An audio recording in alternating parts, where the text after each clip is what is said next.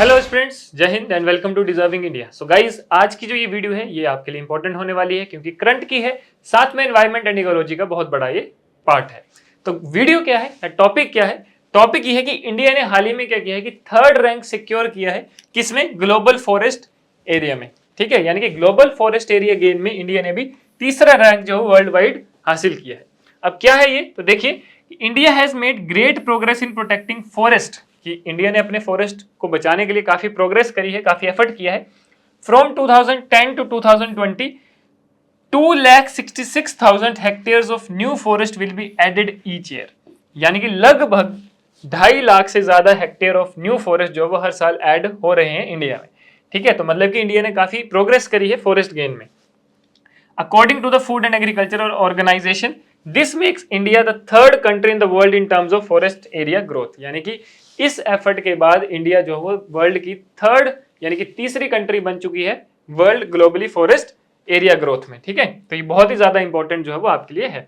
आगे चलते हैं, फर्स्ट और सेकंड कौन आए? तो फर्स्ट और सेकंड आया चाइना एंड ऑस्ट्रेलिया, ये भी आपको पता होना चाहिए। ठीक है, इन्होंने जो है रैंकिंग को लीड किया है and having increase their forest area bye, देखिए कितना ज्यादा, लगभग ये तो 4.5 लाख हेक्टेयर है ना, ये आपकी 19, तो ये जो है आपका इतना ज्यादा जो है इन्होंने फॉरेस्ट एरिया जो है वो गेन किया है, और इंडिया ने कितना किया है? 2.5 लाख से ज्यादा। ठीक है, यानी कि यहाँ पे देखो आप 19 लाख, 4.5 लाख है ना, तो यहाँ पे जो है वो इन्होंने काफी एरिया जो है वो गेन किया है। उसके अलावा अगर हम टॉप 10 की बात करें तो अदर कंट्रीज कौन है टॉप 10 में?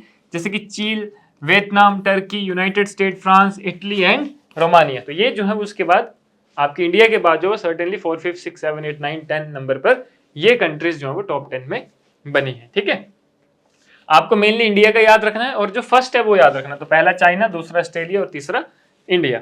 ठीक है, आगे चलते हैं। तो when India worked hard to fix up damage lands and promote agro forestry using new ideas and new national policies meet this practices, और जो फूड एंड एग्रीकल्चर ऑर्गेनाइजेशन है FAO, उन्होंने भी क्या करा है? प्रेज करा है, इंडिया की तारीफ करी है कि इंडिया ने जो है वो काफी हार्ड वर्क किया है डैमेज लैंड को मतलब कि ठीक करने का और एग्रो फॉरेस्ट्री को जो है प्रमोट करने का with their new ideas and new schemes. ठीक है, तो ये new ideas and new national schemes जो है ये आपको अलग वीडियो में मैं डिटेल में आपको समझाऊंगा।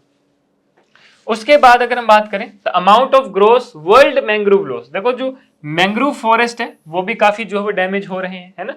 जैसे कि loss went down by 23 hectares and will continue to go 2020। ठीक है, FAO did say that insects and diseases pose a major threat to US forest and they expect big loss by 2027, कि mangrove loss जो है वो mangrove cover जो है ये काफी जो है वो डैमेज हो रहा है। इंडिया ने इसके लिए अभी हाल ही में जब कॉप की मीटिंग हुई थी तो उसमें भी मैंग्रोव पॉलिसी को जो है वो इंडिया ने ज्वाइन किया था। ठीक है, उसको स्टार्ट किया था कि हम मैंग्रोव फॉरेस्ट को बढ़ाएंगे, क्योंकि मैंग्रोव फॉरेस्ट जो है ना वो कार्बन को जल्दी एब्जॉर्ब कर लेती है ना, जो आपके एनवायरनमेंट में कार्बन एमिशन हो रहा है उसको जल्दी एब्जॉर्ब करती है, तो कार्बन एमिटिंग का काम करती है ये। ठीक है, तो इसलिए मैंग्रोव कवर या मैंग्रोव फॉरेस्ट बहुत ज्यादा इंपॉर्टेंट है, लेकिन यहाँ पे लॉस हो रहा है ड्यू टू वेरियस रीजन। तो अब जो है ये आपका रहेगा। ठीक है, ये फॉरेस्ट के बारे में आपका डिटेल था। अब यहाँ पे बात आई है FAO की, यानी कि फूड एंड एग्रीकल्चरल ऑर्गेनाइजेशन के बारे में, तो हम थोड़ा सा इसके बारे में भी जानेंगे कि what is food and agriculture organisation.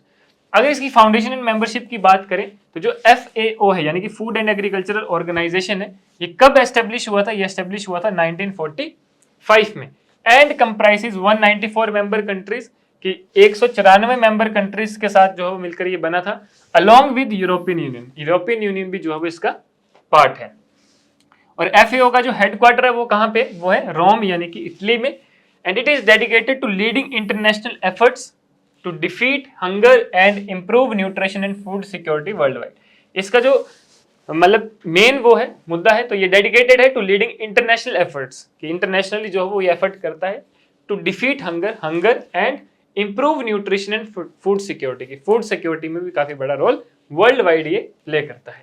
Role and initiative की बात करें तो FAO plays a key role in combating hunger and improving nutrition, जो कि आपको ऑलरेडी पता है, through global initiative such as zero hunger goal, यानी कि इन्होंने एक मिशन चलाया था जिसका नाम रखा था जीरो हंगर गोल, यानी कि कोई भी भूखा नहीं रहेगा। ठीक है, बाय मॉनिटरिंग फूड सिक्योरिटी, यानी कि जो फूड सिक्योरिटी को मॉनिटर करके एंड एग्रीकल्चर सस्टेनेबिलिटी को मॉनिटर करके, ठीक है, तो FAO क्या करता है, ये क्रिटिकल डाटा एंड एनालिसिस भी प्रोवाइड करता है to spot informed policy making and effective intervention. क्योंकि देखो अगर कोई भी स्कीम बनती है, पॉलिसी बनती है ना, कोई नया मिशन लॉन्च होता है, तो कब लॉन्च होता है? जब आपके पास पूरी रिपोर्ट्स होंगी, उस पर्टिकुलर चीज का जो है आपके पास पूरा डाटा होगा।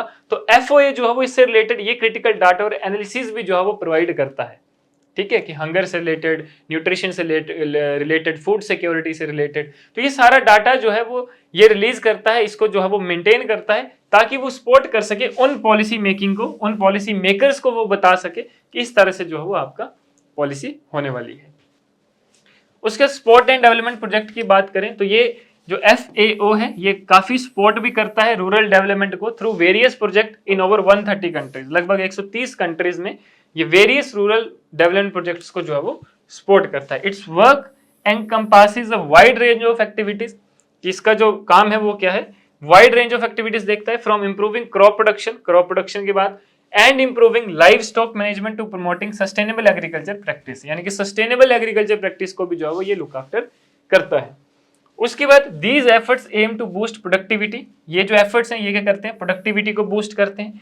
Increase resilience to climate change and improve the livelihood of farmers and rural communities around the world. तो ये सारा जो है वो इसका गोल या फिर मिशन जो है वो रहता है, और इस तरह से इन चीजों को जो है वो ये सपोर्ट एंड प्रमोट करता है। Clear guys? तो ये था हमारा आज का टॉपिक, जिसके बारे में हमने करंट का जाना कि क्यों ये करंट में था, और हमने साथ में जाना फूड एंड एग्रीकल्चर ऑर्गेनाइजेशन के बारे में। ठीक है, तो ये बहुत ही ज्यादा इंपॉर्टेंट था आपके एग्जाम पॉइंट ऑफ व्यू से। तो ऐसे ही कुछ और वीडियोस के लिए आप हमारे साथ बने रहें। मिलते हैं अगली वीडियो में किसी और टॉपिक, किसी और facts and figures and information के साथ, जो कि आपके एग्जाम के लिए इंपॉर्टेंट रहेगी। तो गाइज आज के लिए इतना ही, मिलते हैं नेक्स्ट वीडियो में। तब तक के लिए धन्यवाद, जय हिंद।